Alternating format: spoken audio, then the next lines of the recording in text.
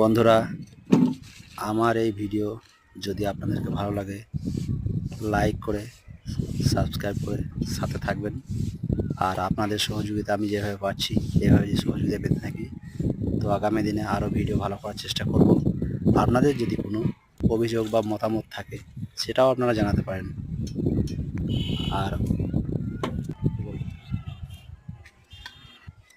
ঈদ করে কাজটা পুরোপুরি রেডি হয়ে গেলে পুরো ভিডিও সেটাও দেব।